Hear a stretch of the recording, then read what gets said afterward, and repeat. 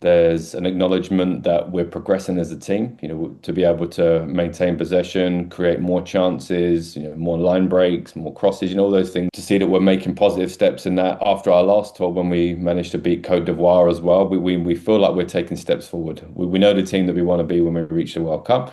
Yet at the same time, there's a big frustration as well because we felt, we always want to win games, and against Australia, obviously, it means a little bit more to people in New Zealand. But ultimately, they were better in the moments that matter the most, and that was putting the ball in the back of the net. A temptation to fill time with as much stuff as possible whilst you're together because you try and cram things in. So there's that real balance of we need to discuss a lot of things. We need to do a lot of preparation in a short period of time. Yeah, there's a risk then that we do too much. So I think for us is, we work on a philosophy of making things sophisticatedly simple, meaning that if we put a meeting together and the meeting lasts 15 minutes, the reason that meeting lasts 15 minutes is because it might have taken us a week to prepare. As a staff, we're consultants. When decisions are made, they're pretty democratic. Sometimes the head coach will make a decision and it's just done, but it's so when something is done in a certain way in the environment, it's normally been through some form of collaboration and consultation anyway. So how we do things would probably be how I would do things anyway. And going into this environment, how I used to do things has been challenged. And some things I think, oh, okay, these are actually, oh, I should have been doing this when I was coaching previously because this is a better way to do it. Tony Reddings is one of New Zealand's most accomplished coaches. He led the Football Ferns to multiple FIFA Women's World Cups and Olympic Games, achieving historic milestones, including the team's first ever progression past a group stage at a senior FIFA tournament. Today, he serves as the New Zealand All Whites assistant coach, helping the team prepare for the 2026 FIFA Men's World Cup. In this episode, Tony shares his insights into the New Zealand All Whites environment, shares lessons about his time as a coach educator with OFC and High Performance Sport New Zealand, and explains what it takes to build a high-performance environment and develop winning cultures. Whether you're a coach, player, or just a football fan, this episode is full of practical wisdom about development, leadership, and what it takes to succeed on the world stage. Okay, let's go. Tony Reddings, welcome along to Strice 365, mate. How are you? Yeah, good. How you doing? Good, good. It was a couple of weeks we randomly bumped into each other at at Edwin's Cafe at Amy Park. You were over visiting the Melbourne Storm and a few other organisations as part of your PD and getting ready for the Soccer Ashes. How did that experience play out for you since we caught up last? Yeah, great. Yeah, the experience in Melbourne was great. We went to the Storm, as you said. We visited a couple of AFL clubs as well, and yeah, really good to get perspective from other sports, other way people do things. Lots of parallels that we can sort of, I guess, reinforce what we're doing is some good things, but there's also some great learnings for us that we've started to apply in our environment as well. So no, yeah, and great to bump into you as well. Though, yeah, a bit of a surprise. Yeah, it was. Yeah. We've been trying to connect for this podcast for a while, so that was a good little reminder. But yeah, like how valuable is the opportunity to get out of your own like landscape and go and explore or go and observe and see different codes as opposed to spending all your time in your context as football, right? So getting and seeing the Storm, getting and seeing the AFL, like is that something you would encourage people to be doing, or is it just a nice to have kind of element? No, I'd say definitely, and it's probably played a big part in my development as a coach. Particularly being a coach in New Zealand, we're on the other side of the world.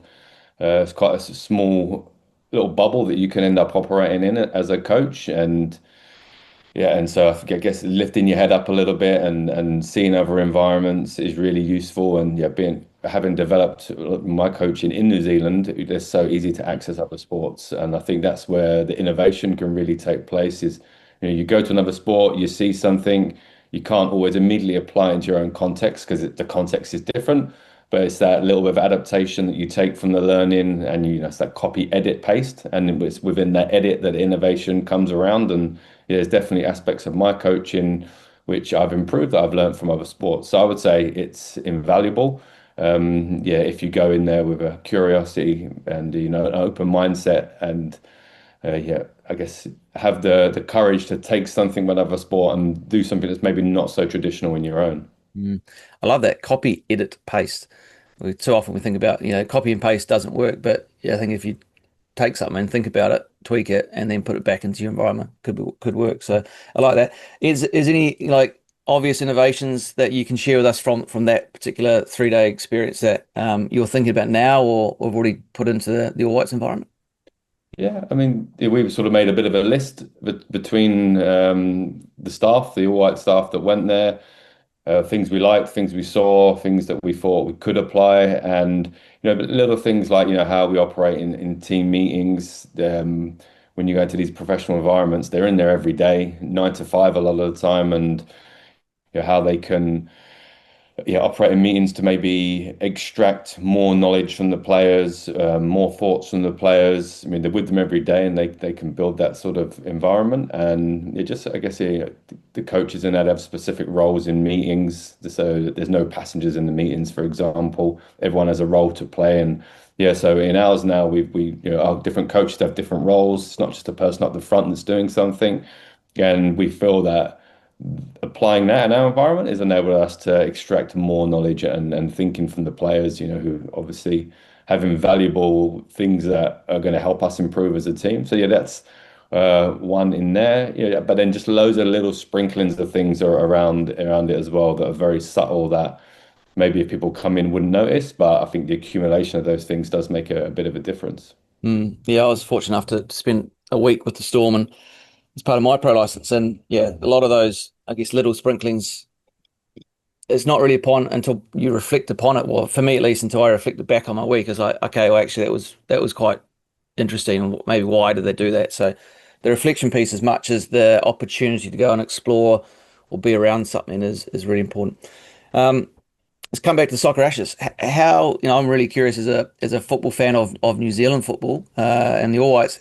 How did obviously the results were disappointing or a gutting, I guess, 1-0 loss late on in the piece, which I thought New Zealand were the better team throughout the majority of that match. Maybe the last 15 minutes, Australia and their subs sort of turned the tide, and then they got the better of us in the second game. But across the two games, it's not very often New Zealand play Australia, let alone can compete. It's been 20 odd years since we last scored a goal against them, let alone had a win, right? So decent performance. Like, what was the feeling inside the camp from the playing group and the coaching group, and where do you see the state of the men's piece of New Zealand football at the minute?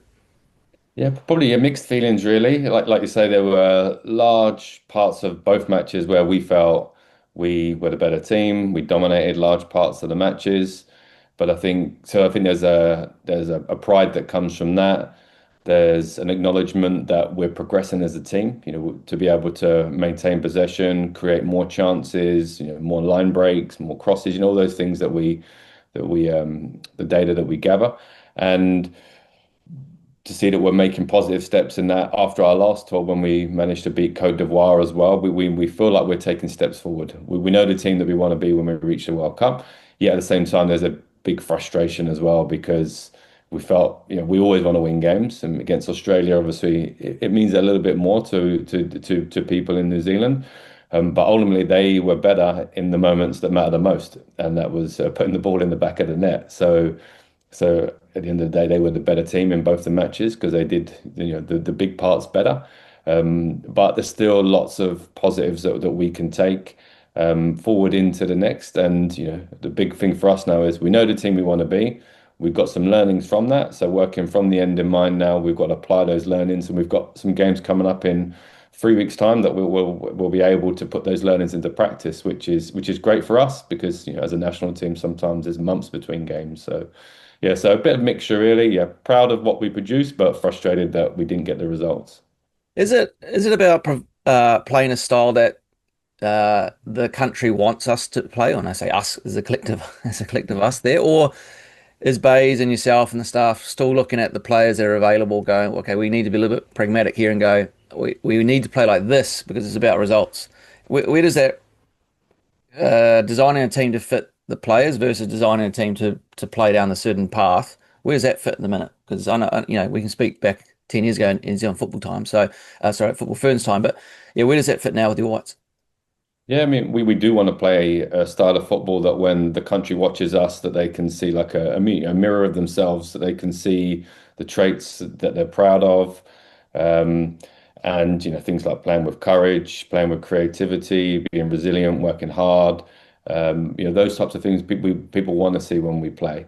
And the way we play is, we've worked really closely with our players on how do they want to play as well. So it's not so much a top-down approach from the coaches saying, here's how we're going to play. There's been a big collaboration with the players on how we play in each moment of the game. And so there's really good alignment between the playing staff, so between the players and the coaching staff as well.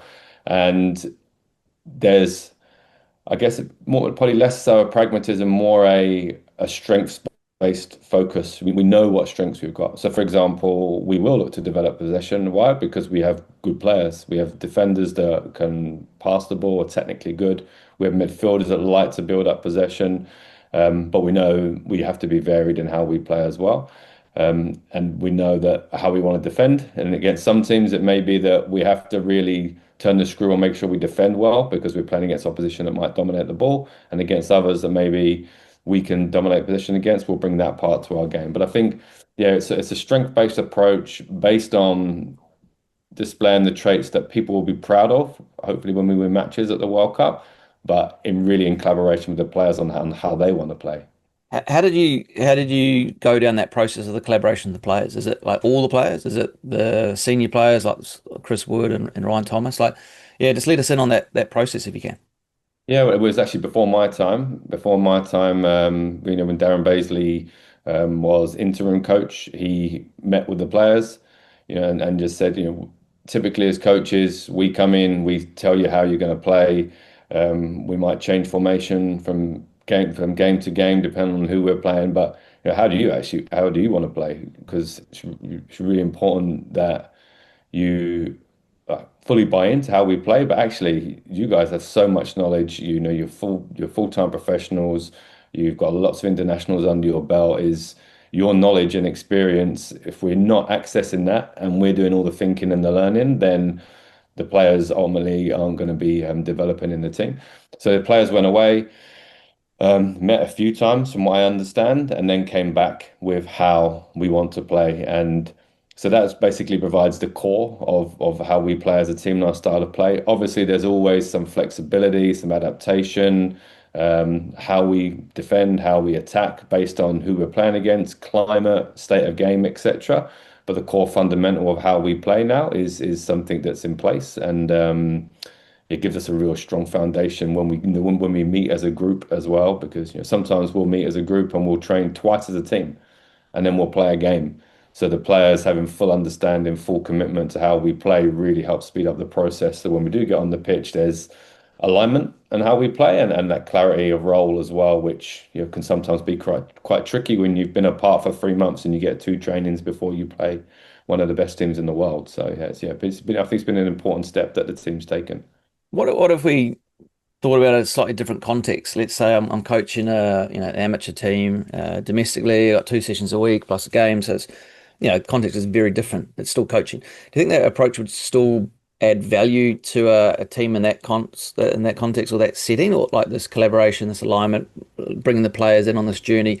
I'm thinking about younger coaches now who might be listening, thinking about evolving their team or just starting with a brand new team even. Like, yeah, do you think that works all the way down the ladder, or do you think it's more impactful at the context that you have?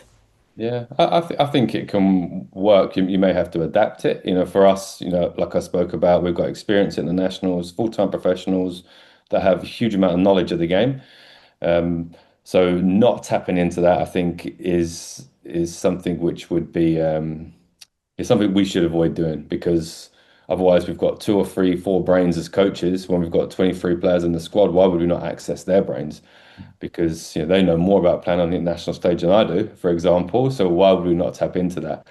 And I think if you're working with, say, younger players or amateur players, I think still collaborating, still working in a similar manner principally would be good. Maybe there's more of an educational aspect to it, because they haven't acquired the knowledge and experience that you can tap into as much. But I mean, what a great learning if you can get your players to help design the way that you play, and if it works or it doesn't work, and then you get to problem solve together. ultimately when we're coaches of development athletes or development players, is we should be preparing them for the football they're going to be playing in the future. And that means that they have good game intelligence, they're good decision makers. Obviously, technically, tactically, physically, they can compete as well. But that decision making aspect now in football is huge because the game moves so quickly. You get less time and space on the ball. It's only going to decrease as we go forward. So starting that decision making and that learning earlier in the pathway for players can only be beneficial. What other things can you share from the All Whites environment that, again, coaches listening can think about? Like, do you have a leadership group? Yeah, well, I guess what are the little nuances that you've thought about, or as a staff you've thought about, and are choosing to put into your environment as opposed to maybe taking away? Yeah, well, we have a campaign plan that we put together. It has different strategies, different tactics, and one of our key tactics is around building shared leadership in the team, and that's amongst all the staff, that's amongst all the players. So basically everything we do, whether we're in a meeting, it's a collaborative approach to the meeting. Obviously, as coaches, we'll prepare the meetings. We don't get much time with the players at the start of a tour too, but when we're delivering a meeting, for example, it's not just a download of information on how we're going to play. Is we'll present some things, we'll ask for opinion, we'll discuss it, we'll adapt it if we need, if we feel like actually that input is really going to help what we're doing. Um, and we have a motto that we want a leader in front of every moment so that when something happens, the person that's in front of that moment can lead it. Because often what will happen is, something will happen and then we'll go through a channel. Okay, I'll present that to the leadership group. They can take it to the coaches or to a member of staff. And then it comes back down. We don't have time for that in our environment. We're together for 7 or 8 days at the most, and we need, people to be making decisions on the spot that then we can learn from. So yeah, and that comes from all staff, all players. We do have a leadership group as well that we work with, but what we don't want that to be is something that disempowers the rest of the players. A bit like we have a more of a senior coaching group or a senior staff group, but we don't want that to disempower the staff as well. So yeah, we empower everybody to lead whatever's in front of it in that moment and don't wait or bring it to someone else's attention. And it's something that we're working on, and maybe not something that's traditional in football, but it's something for us that we believe could yeah, give us maybe a little bit of an advantage. And we've done a lot of research on what makes us special about being Kiwis, what what's our unique traits, and that distributed leadership is a key part of that. It's not so hierarchical. There is that distributed leadership model, and so it's just something which is an innate trait for Kiwis that we just want to tap into. Yeah, it certainly is, and I've shared this on the podcast a few times. So, and this is kind of where this podcast started, is my experiences and access to amazing people like yourself over a number of years in New Zealand has. Why should that information sort of stop with me when I'm working in a different country with different coaches? Like, how can I share some of that wisdom? But it doesn't seem to happen as much here in Australia. Like, even the visit to the Storm when I was in there, they said, "You're the first person from Melbourne Victory in 20 odd years to come in and spending time with us." I'm like, how is that possible? We share the same stadium. So it was great to see you guys in there, but I don't see other codes in and around the bowels of Amy Park, and no one comes in to see Victory as well. So it is a Kiwi trait, and it's possibly born out of the necessity for us to think differently, to be innovative, because resources are maybe more scarce. We're so far to travel to do anything. We have to think differently, and we have to collaborate, and I think that's a real strength. One of the points you made there about, I guess, leadership and whatever, there's a lack of time. The time piece is, I think, a good one to hover on, because your setting at the minute is national team football international space. So tours, camps, tournaments. You might have, I think you mentioned, you have 2 sessions with a group before they might play. So that was, the time that I was fortunate enough to spend with you and at New Zealand Football really shaped my approach to coaching, being time aware, being succinct and slick, and then coming to work in the professional space here where time is abundant, right? You're in every day. You don't have to necessarily run away to get to the next thing. Yeah, Jeff likes to talk, and I'm maybe on the opposite end, so we work really, really well together. Um, what is, I guess, my question I'm trying to get to is, what are some other things that you can think of that saves you time based on the necessity of being in the international space? That people listening can go, yeah, that's really good. That would conserve, certain elements within my environment, which allows more time for something else. Can you think of any tips or tricks that come to mind? Yes, it's a tough balance with international football because, like you say, you're not together long. And when our players, I said the last series, our players, not only do we not get a lot of time with them, they're coming in at different times. So some players arrived on the Sunday, some arrived on the Monday, some arrived on the Tuesday, and two arrived on the Wednesday.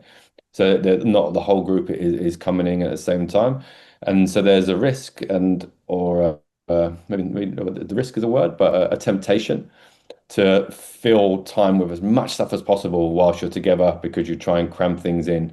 So there's that real balance of we need to discuss a lot of things. We need to do a lot of preparation in a short period of time. Yeah, there's a risk then that we do too much.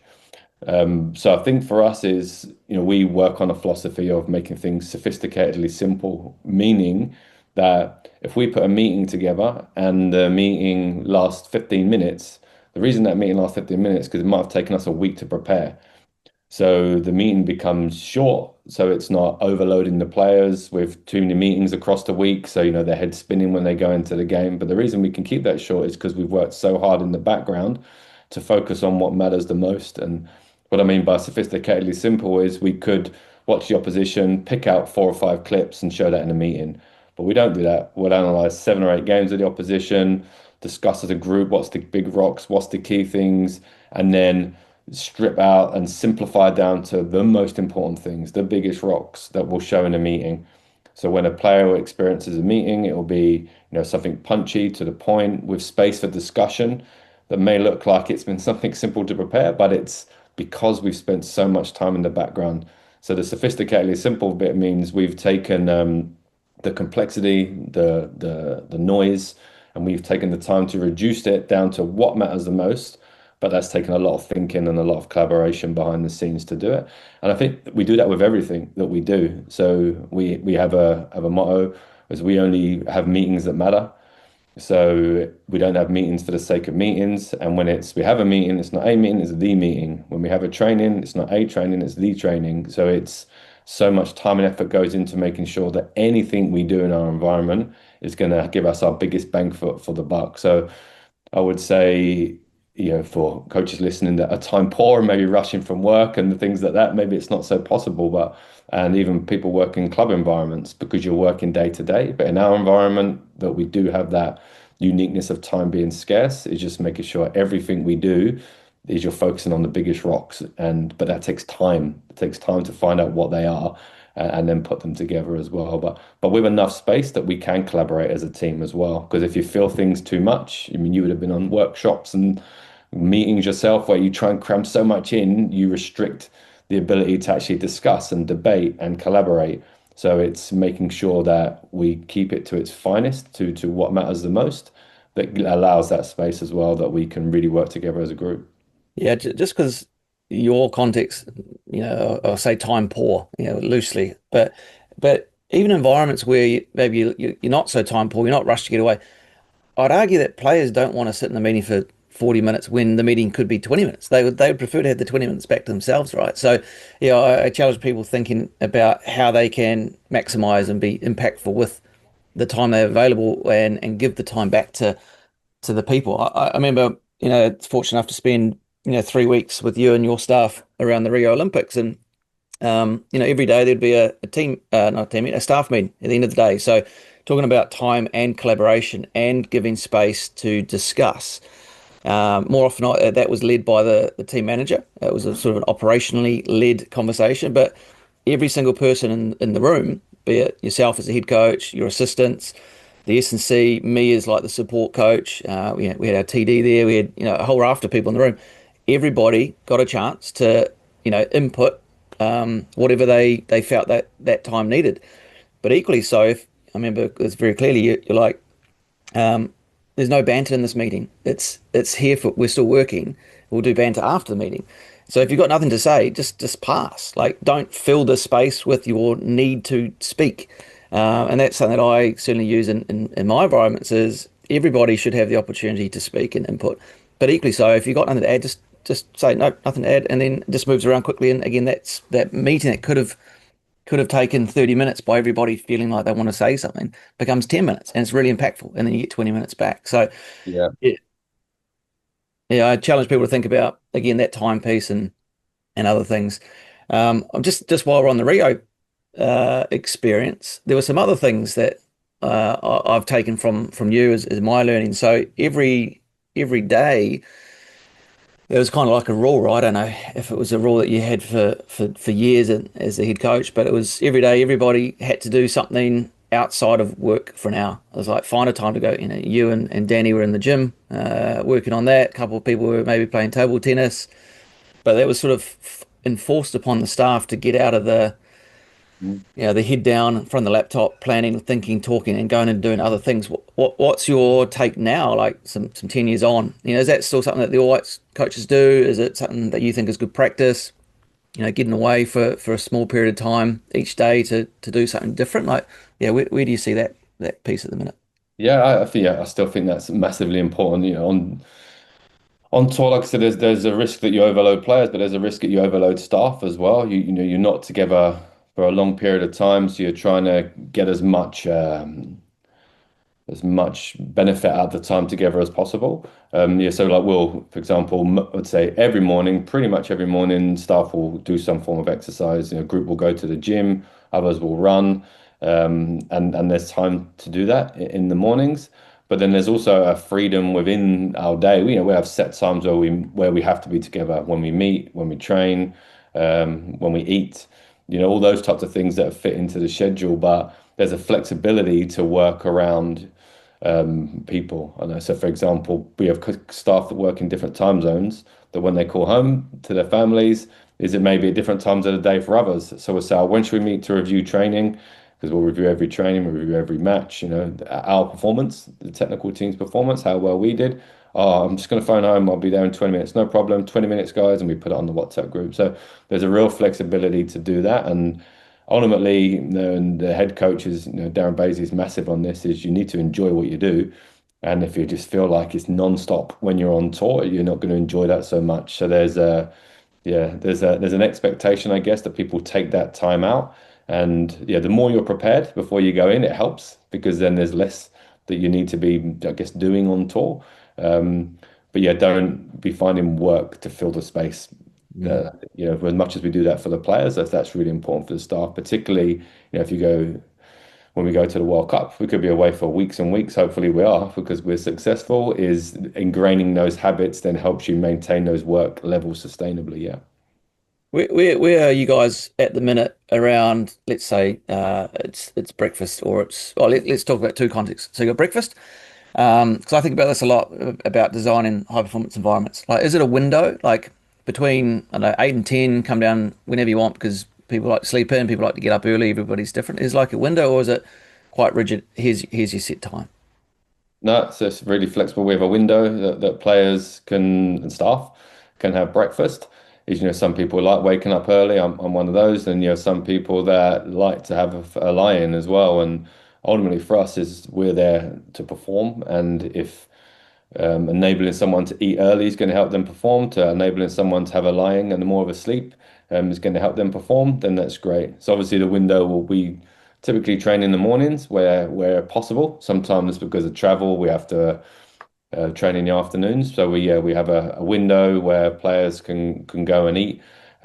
Also, obviously, that window factors in digesting the food. So when we do train, that's there as well. But now, real flexibility around that in our environment. We have set times for lunches, even for game day. There's a little window as well. Some players like to eat a little bit earlier. Some players like to eat a little bit later. Obviously, it's still driven by our sports science team to make sure that food can be used as fuel optimally before a game. But yeah, there's a structure to our environment, but there's a flexibility as well. And I think that's a Kiwi trait as well. We don't want it to be so rigid because if you think that when players are in their own environments and they're at home having breakfast before a game, if they're not in the player hotel, that no one's telling them when to eat. They can get up and eat when they want, when's good for them. So why, when they come into our environment, would we make it any different? So there's a structure because we still have to be performance focused, but there is a flexibility to tailor to the individual needs of each player and staff as well. Yeah, I love that, and it's certainly something that I think people listening can consider in their own environments. How can we, within our own structures, make things flexible? I think about guide ropes as opposed to ropes, right? It's just a guide, but some things need to be structured. So, okay, let's flip the part of the day. It's dinner now. I assume everybody's it's not a window. Maybe it is. I don't know, but let's say dinner's at 7. Do you have a staff table and the staff are kind of over here and the same group are on that table and another group's on this table, or is there um, a desire to cross-pollinate tables from a social perspective? The reason why I ask is, I've been in environments where it's very much we're a staff table. This is this. But when I went away with the under 20s, I made a conscious effort that staff can't sit as a group because I wanted to put us that kind of leveling of the hierarchy in amongst the players, and it was a good chance to connect. So that was a really good learning experience for me as managing staff, and I saw some benefits in that. But I also accept that sometimes players don't want to sit with staff, right? They want to have their own sort of social time as well. So I don't know what the right answer is. I'm just keen to get your thoughts on how what you guys do, and maybe what when you go back to being a head coach, which no doubt you will do.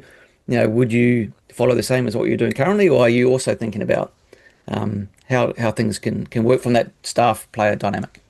Yeah, I guess probably just on your point of like not being the head coach is in our environment, what I love about the way it's led by the head coach is Darren is it's not like an autocratic.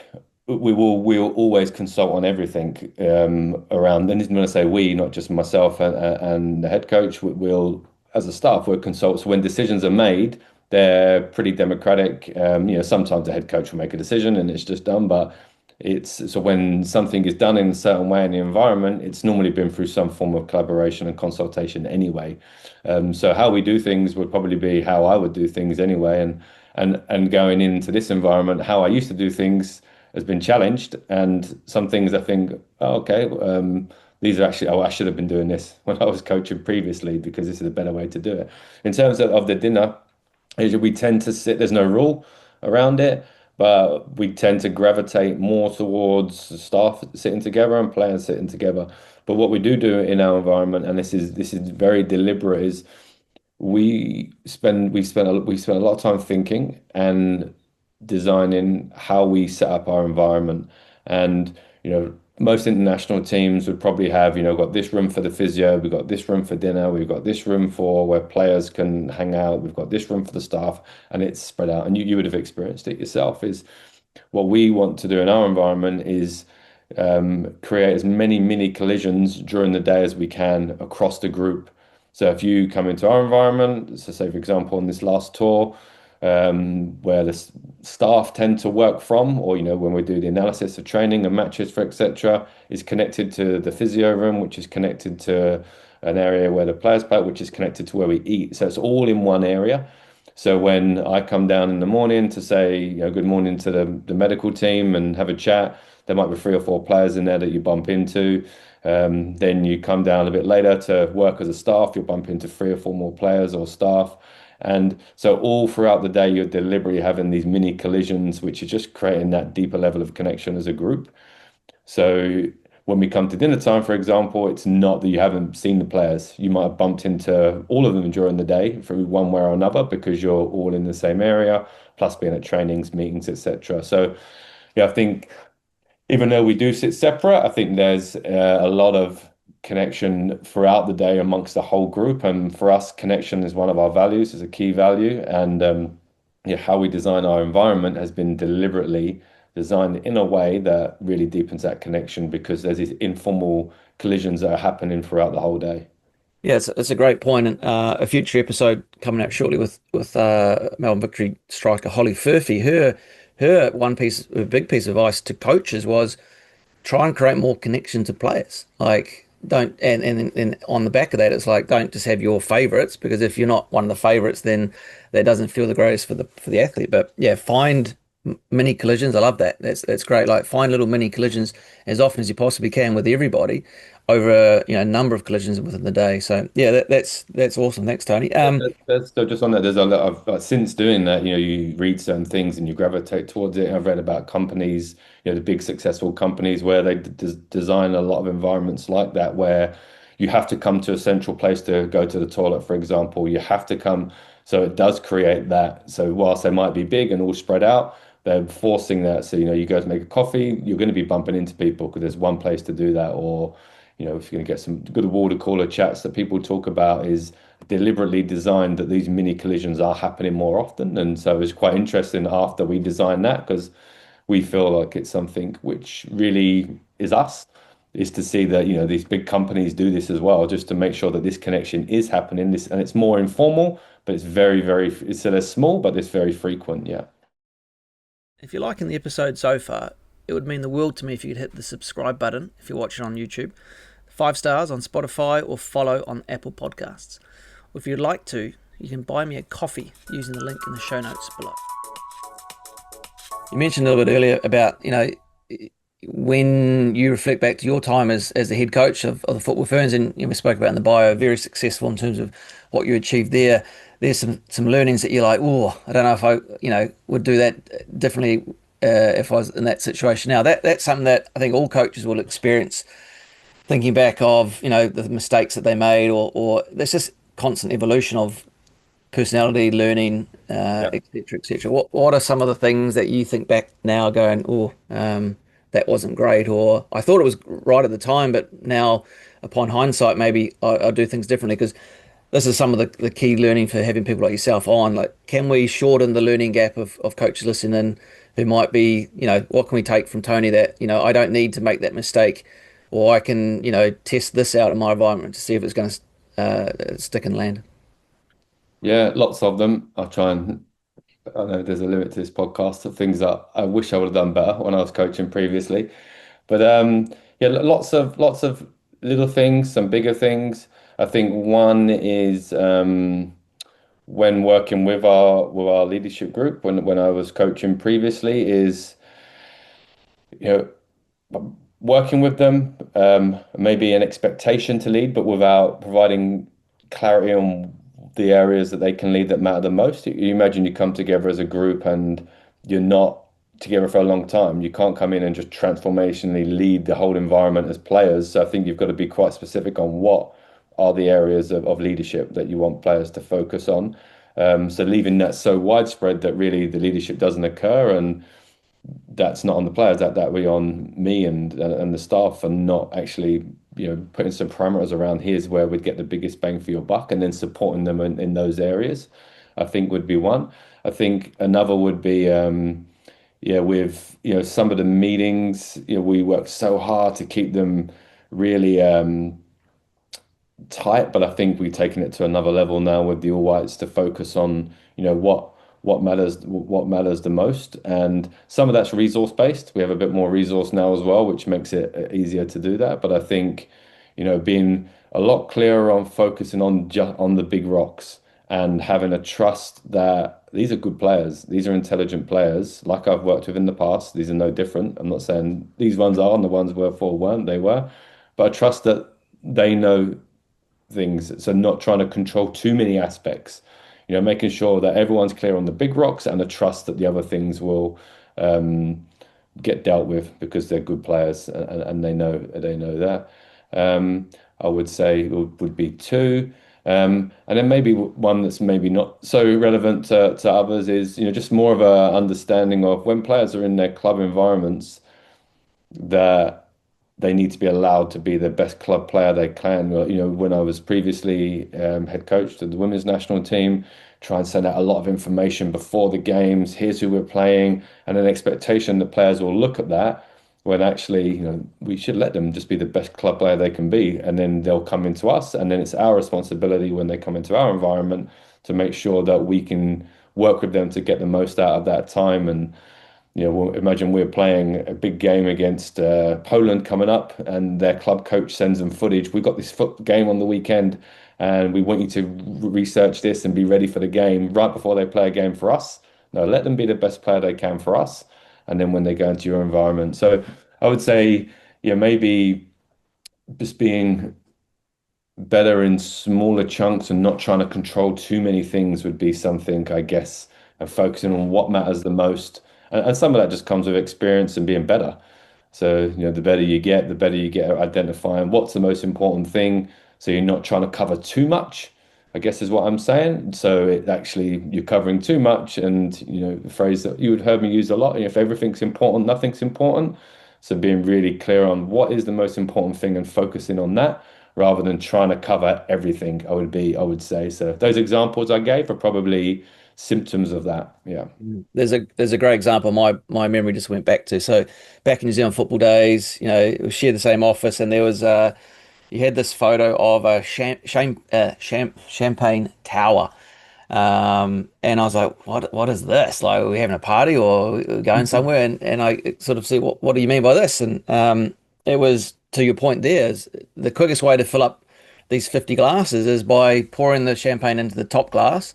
It'll fill up and it'll overflow and then fill up the next layer, then it'll fill up the next layer, then it'll fill up the next layer, and eventually everything gets filled up through the same action. But the message being prioritize what's the most important thing, focus on that, and then the other tasks will eventually will be catered to. So yeah, that's a really that sticks with me quite well. And I asked at the point that I was in then, which was the national under 20s coach. We were leading FFDP, so it was, a part of my remit was to grow the next generation of international players.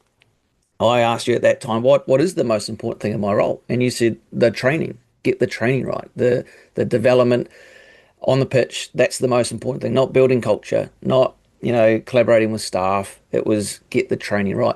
Is that something that 10 years on you still think, yep, that's probably pretty sound advice for the coach? Now that's if you had one thing to get right, it's the delivery, it's the training, it's the improving the footballer rather than developing the person. Um, Probably not put like that. I guess I can't remember what I said, but what I would have thought I would have been meaning was, I think for coaches now, we want to be good at developing culture. We want to be good at putting together meetings or PowerPoints if you're in that way inclined, or we want to be good at all these things as a coach.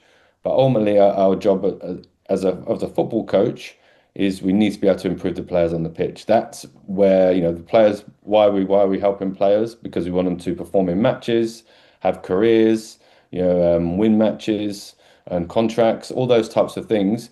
And they'll get that through how good they are as a football player. So I guess my thinking and what I may have said was making sure that you prioritize the development of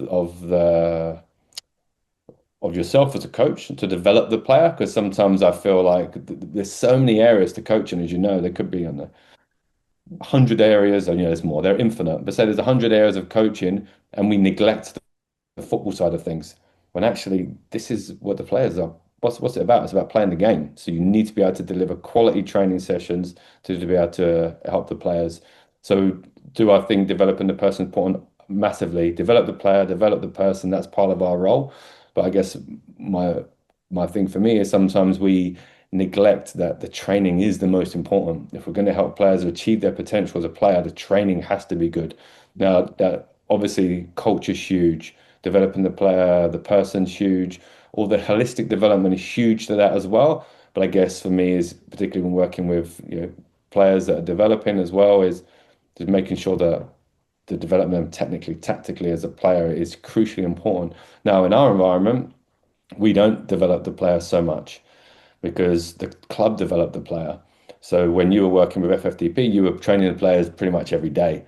So we had an opportunity to excel them so that when they got to senior football, the Football Ferns would win games. Why? Because the players are better than their opposition. But you can't do that in a poor culture. You can't do that if you're neglecting the person. So I guess it's, prioritizing, making sure that the training's on point for a coach. I think sometimes that gets neglected a little bit. And like I say, but in our environment, probably culture and those things are more important because we only train twice and we come together for a short period of time. So there's a bigger emphasis on culture and learning and those types of things, less on development in training, because when we train, it's more about making sure the players are fresh to play and making sure there's clarity on how we're going to play them and how people are going to execute their roles. So it's different in different environments, but I would say in an environment where you're training the players every day, your training needs to be on point and that shouldn't be neglected. Yeah.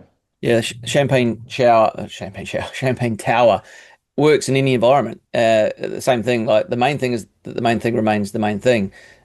Stephen Covey from Seven Effective Habits or whatever the book's called. But you just got to think about your context. Who's in front of me now? What is the main thing? And make sure you're pouring your energy into that because your context or your environment, your stage is going to be different to my stage, my environment, my context, my resources, etc. What about I just want to take, maybe some stories you can share about when you not so much started fresh your coaching journey, but prior to national team environments, prior to being a head coach or an assistant coach at senior national team level, like everybody listening won't be at that stage, but there's a lot of stories and messages that you've shared that I think are really relevant and can resonate. But if you go back to think, when you sort of start off on your journey, how did you get to the point that you are now? Like, where did you learn about, training? Where did you learn about, technical and tactical information? Just sort of takes back to that and that stage of your development or advice to coaches a little bit, the earlier part of their journey. Yeah, for me, I was a player, not professional, not to the level of the players that I'm working with now in my current role, but obviously I played. Then came to New Zealand to play, but more came to New Zealand for different reasons, family reasons, rather than to further my playing plan. But football took me to New Zealand, which is great. And I think even with people working with development players now is even if they don't make the top grade, is what football and sport can take people all around the world. They may not even be like for me. I'm working at the highest level now as a coach, but I wasn't as a player. But if I didn't play, I wouldn't be working there. So I think, sometimes we're trying to help our players become the best they can be, pros, internationals, or high performance athletes if you're working in different sports. But the learning that you can get from that development anyway can take you in different places. And for me, it took me to New Zealand. Then for me is when I arrived in New Zealand, I had to make ends meet. And so I was playing, but I wasn't earning massive money, that's for sure. And so then I had to do something else. And then I just fell into coaching. It was a way to make money. And so I started doing that. Then something I enjoyed. And for the first time, I was working, but prior to that, but you're more working to make ends meet rather than working to enjoy what you do. So I started doing that. And then, some people thought I was quite good at it. On reflection, looking back, I was terrible. But I think it was more the energy I put in, the passion I put in, the enthusiasm I put into it. So I started doing more and more coaching. Then gradually you go, okay, I'm starting to work with. So I was working in schools, I was working in clubs, working in grassroots, doing all my coaching badges, doing like the I can't remember what it's called now, the Small Whites Award. It was like the most grassroots award. And just gradually working through, then start working regionally, then start working, in different levels. But all of those experiences were huge because it was putting hours under my belt, accumulating hours of coaching. And, I had a young family, so having to make ends meet when I had to do a lot of coaching because I wasn't getting paid a lot to coach either. So, but then looking back on it, I know the 10,000 hour rule is not something which is like the scientifically proven, but I think we all know that the more you do something, the better you get at it. So I was coaching 4 or 5 sessions a day at times, and then at weekends coaching 2 or 3 games a day, and I was doing that for quite a few years. And then, start coaching regionally, start to work with better players. And then I was quite fortunate then to have the opportunity to go into, well, I was doing my coaching badges and got to a certain point where, you're progressing and some of the course you just turn up and get it. But when you start to get assessed, I remember doing one and I passed, but not very well. And so I'd had all this huge accumulation of hours, but not working with the better players. And then the person that was assessing at the time said to me, you need to watch some more experienced coaches work. That's what I think would help your development. So I emailed him the next day and said, thank you for your feedback. Can I come and watch? That was John Herdman at the time. And then, got a phone call 2 weeks later to say, yeah, you can come down and watch. But when you work with John, you don't just watch. You have to muck in. You have to be part of it as well. So, well, at the time at least.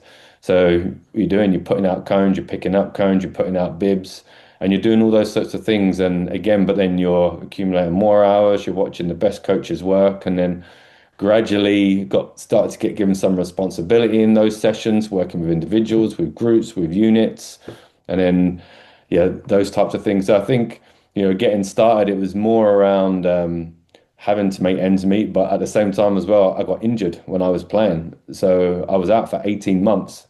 So I wasn't playing anymore, so I could just dedicate myself to coaching. And I think it's one thing that I see now from some young coaches coming through. They see people working at a higher level, and there's an impatience to get to that level. When actually, a lot of times when people get to that level, and definitely in my case, there's thousands of hours that have gone in to work in there, or even working in the national team setup, a bit unpaid for years because we didn't have money, but you're just doing what you can to learn, being around better coaches, being around better players. So when you do get those opportunities, it may look like it's happened overnight, but actually it's been years of slaving away and learning and so on. So I would say, yeah, coming to New Zealand was great because I fell into it, and getting injured in hindsight was not great at the time, but it was probably good because it meant I could accumulate a lot of coaching hours at a young age. Yeah. Man, there's heaps in that, right? I just made there's 5 bullet points. So you got formal education, working through your licenses. You got informal education, i.e. working alongside or observing other coaches and the like, the 10,000 hours or putting in the work, you know, grassroots, school, camps, you name it, 2 games a weekend, doing the time, reaching out. So the cold call email to John to ask for support and, extended that. I can think back to 2 or 3 pivotal moments in my career where I've literally reached out, asked them for a coffee, picked their brains, and that sort of moved me on the next journey. So yeah, reaching out to people around support or people that are ahead of you in your journey, like I joke all the time. It costs people $7 for an hour of my time. You buy me an oat latte, and I'll have this conversation. But then ultimately, prove your worth. If you do that, people will see the worth in you or whoever else, and then offer or bring you on that journey, and those doors will open. But they won't open automatically. Just because you've got a coaching license doesn't mean you're a good coach, and doesn't mean you should get this job. So it's all those sort of things wrapped into one. Yeah, it's a great little story. The formal coach education piece is an interesting one. It's a great one as well. That's sort of how you and I first interacted. I had John deliver I think it was the international team coaching license at the time, which would have been probably equivalent to a B license. And you were on that course as well. And I think you gave me my assessment, which I passed. So thank you for that. But how did obviously you were coaching at the time, but you were also delivering coach education. I've had one of my mentors, Krish Monsef, on here previously, who's in charge of Coach Ed, and Didier Chamberon, who's in charge of the US soccer coach education piece. What's your view on becoming a coach educator? Is that going to help your coaching journey as well? Or are they sort of independent sets of skills that you maybe don't transfer across? Yeah, it's a good question. I think, oh, it's a good question.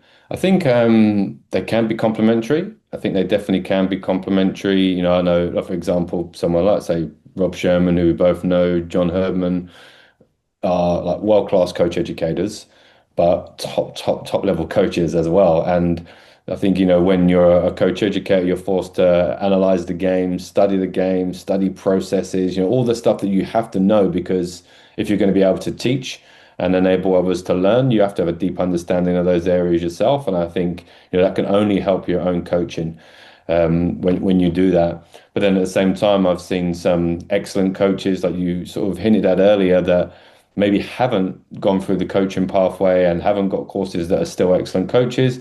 And then some top coach educators that maybe haven't coached at the higher levels as well. So I think it can be complementary. For me, again, it was being a coach educator. It's not something I sort of deliver on courses now and again, but not as much as that time that you're referring to.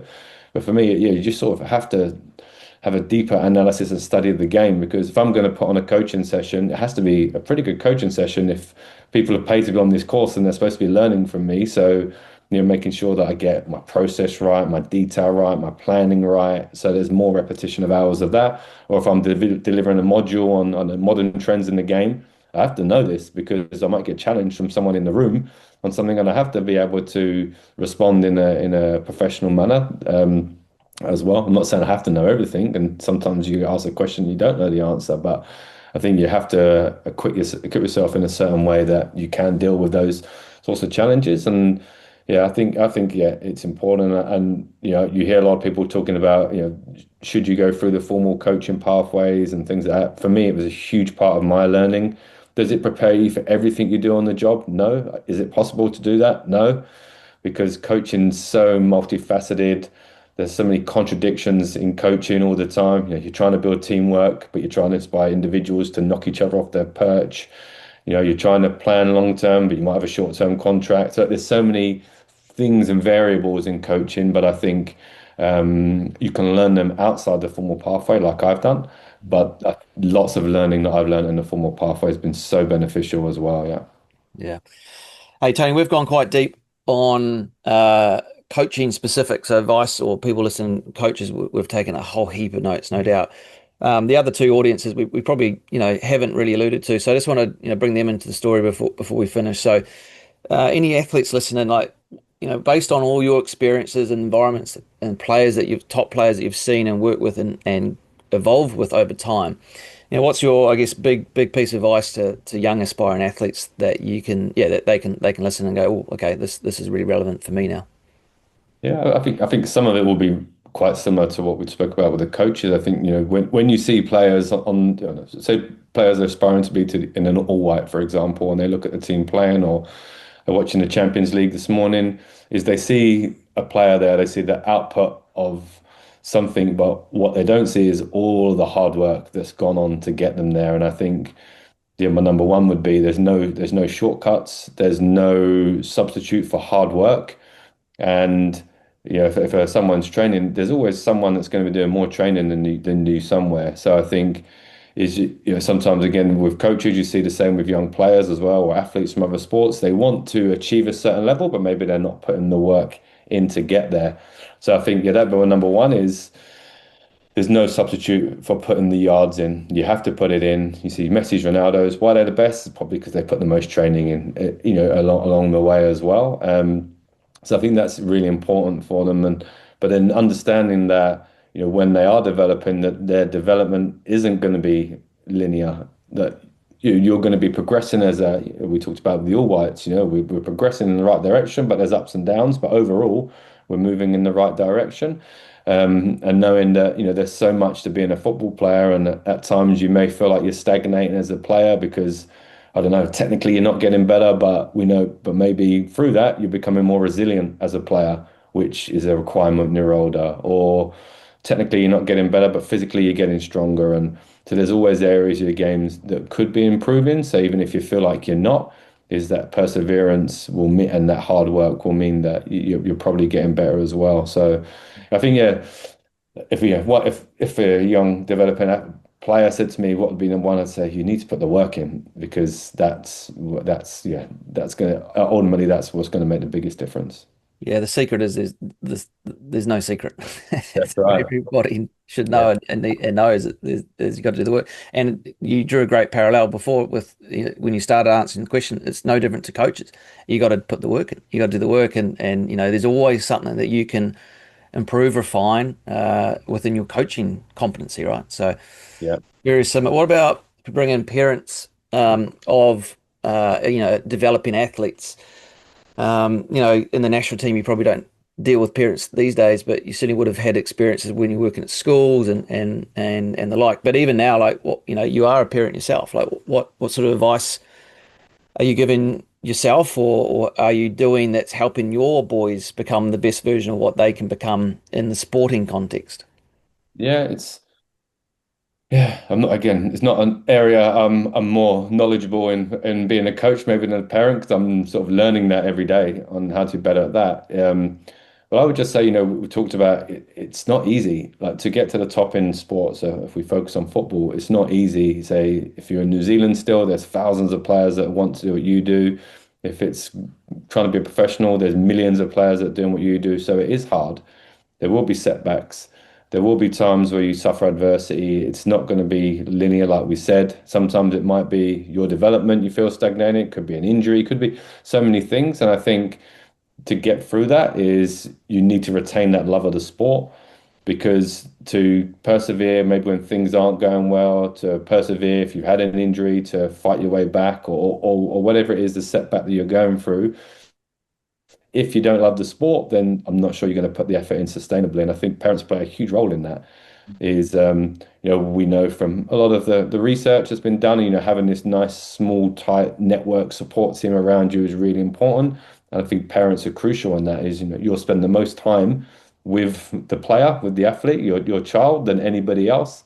So being that person that can enable them to continue to love the sport all the time, so that when things are going well, they keep pushing, they don't become complacent because they just want to be better. Or when times do get tough, that love of the sport gets them through. So I think that's something that is really important as a parent, because yeah, there's going to be ups and downs as you're trying to be the best you can be, because yeah, only a few make it to the very top, like we know, and that's important. And for those that don't, and that's most that don't, like we know, most people don't make it to the top, is at least you've enjoyed the process, you've enjoyed the journey, you've taken a lot from it, and it may open up other areas for you, whether it's coaching, whether it's refereeing, whether it's being part of administration, but it's just having that lifelong love of sport in general, or your sport.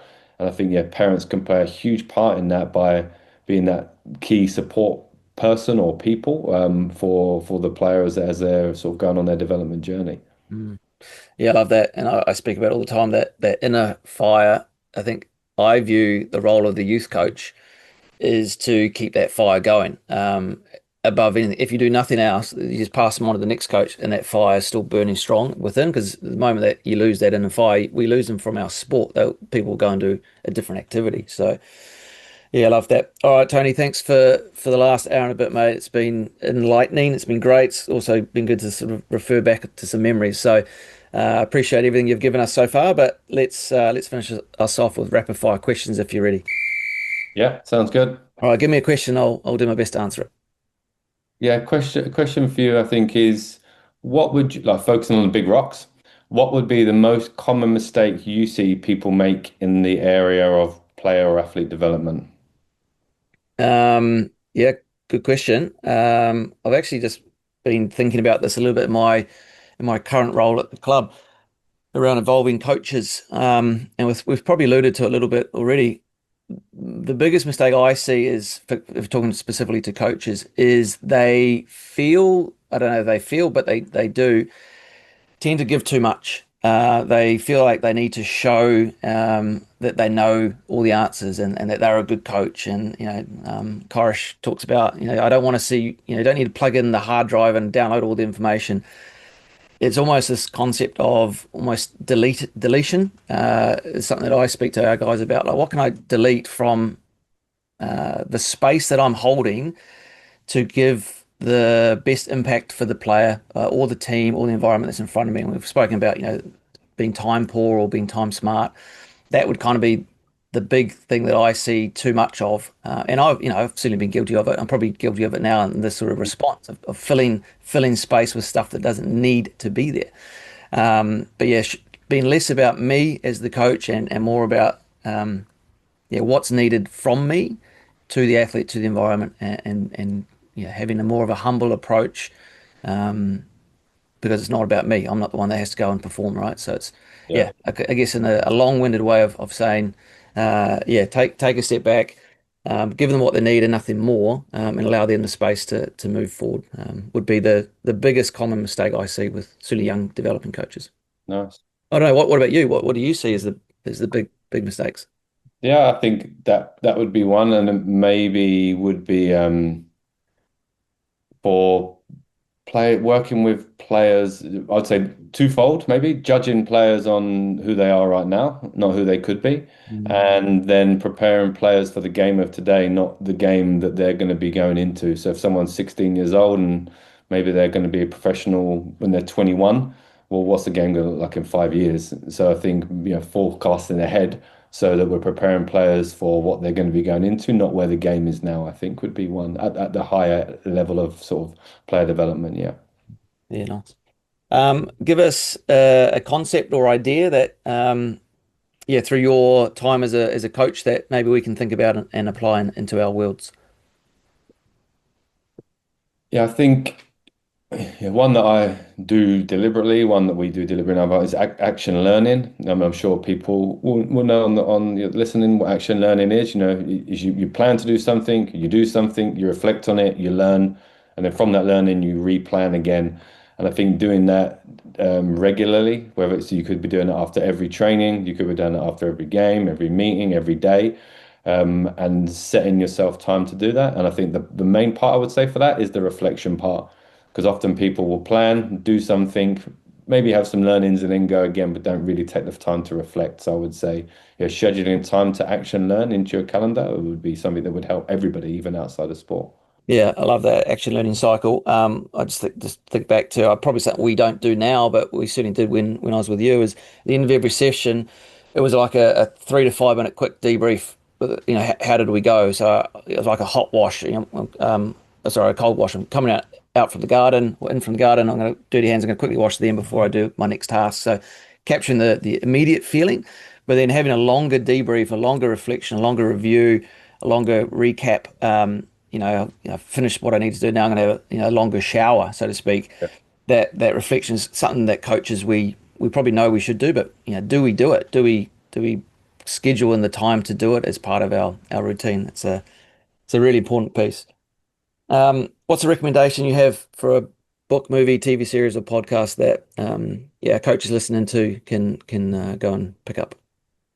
I'd say, yeah, a couple of books. And when I say them, it's books that I've read that have had a big impact on my practice. And there were two, I would say, Atomic Habits by James Clear, not just reading it, applying the learning, and then Simplify by Richard Young, which is sort of a core of how I do my best to operate on a daily basis. Again, it's that taking away what's less important, stripping it out, and just focusing on what matters the most. So yeah, Atomic Habits by James Clear, and yeah, Simplify by Richard Young.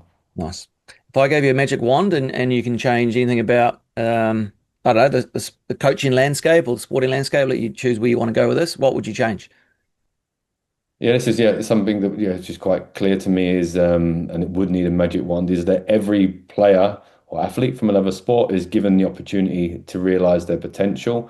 You know, depending on where, particularly when I was working for FIFA, this was a big tagline for ours, is depending on where you're born, depending on what's around you, is different players, athletes do get the opportunity to access coaching, training, etc. So I'd love it that if every player athlete had the chance to do that, it would be great. We would have so many more better athletes out there and people that can realize their potential. Yeah. Nice. What's one piece of advice that somebody gave you that you can share with us? It's probably what I've sort of touched on it a little bit earlier, and it was like, yes, staying loyal to people's futures. And by that, that means, if you're working with someone today, is the loyalty should be to who they can be in the future, how good they could be in the future, not on who they are and how they are today. So I think, yeah, that's really important. And I think that's, particularly important in development because we're preparing the player of the future, not, how good a player can be today. So staying loyal to people's futures. Like that. What's a quote you can share with us? Yeah, a quote that I like, which I don't say it all the time, but it's something that sort of inspires me every day. It's not about perfection. It's about direction and correction, meaning it doesn't, things you do don't have to be perfect at the start or as you're doing them. But as long as you're like reflecting and you're assessing, are we going in the right direction? And if you're not, then you can steer yourself back on course. Because I think sometimes people ruminate too long and want to get something started when it's perfect, but it's never going to be. So I think, get going as long as you're moving in the right direction, but you're analyzing and you're reflecting, are we still moving in the right direction and making those little adjustments on the way? Then I think, yeah, that's really important. Yeah, it's a good one. And you told me that a number of years ago. It's a bit like an ocean swimmer, right? They'll swim with their head down for a period of time, but at some point they're going to look up, make sure they are still aiming Yeah. in the right direction. And as long as you're heading in the right direction, you don't have to be, you can pivot your course as well. It was kind of the other part that you mentioned. Maybe the currents have changed, so I'm going to actually change my direction slightly in order. I'm still going to get to my destination, but I'm actually going to change my path slightly because it's the right correction to make at that time. So yeah, setting a goal and setting a plan, but stopping and pausing for a second and go, are we on track? Do I need to pivot slightly to get there quicker or faster is a great one. Nice, Tony. Last one. What are you striving for at the moment? Yeah, probably pretty simple. So to support the All Whites to create history at the next World Cup. That's really every day. That's what we're doing. So I'll be going into the office after this call, and yeah, we've got a few meetings, and that's really what drives us. We're working back from the end in mind on that, and so we're really clear on we ask ourselves the question every day: is what we're doing today helping us achieve our goals at the World Cup? If it is, let's do it. If it's not, then we won't. So it's something that's really clear for me. And hopefully we get there. And I'm looking forward to the draw in a couple of months. I'm hoping All Whites in Mexico. That'll be that's where I want to go see the All Whites at the World Cup. So fingers crossed for that. Hey Tony, even just that last piece kind of wraps up where I was going to end with around sophisticatedly simple. Are we doing something today that's going to help us achieve our goal? If no, then why are we doing it? Right. So being really detailed, thoughtful around everything we do, and that comes through our coaching, it comes through our practices, our preparation. It comes back to the conversations we had around time. Are we just filling time? Are we wasting time? Are we being efficient with time? Are we being smart, innovative? These are traits that come through in this conversation in abundance, but these are all qualities that people can develop if they don't have naturally anyway as a coach. So yeah, lots of takeaways, lots of big rocks, lots of mini collisions, lots of things that come out of this conversation that people no doubt have made heaps of notes and can go and put in their environment. So yeah, appreciate your time. No problem. Thanks, Gareth. Been a pleasure. Thank you. If you enjoyed the chat with Tony and want more insight into building a successful sporting career, check out this video right here. Also, don't forget to hit the subscribe button. You'll never miss an episode. Cheers.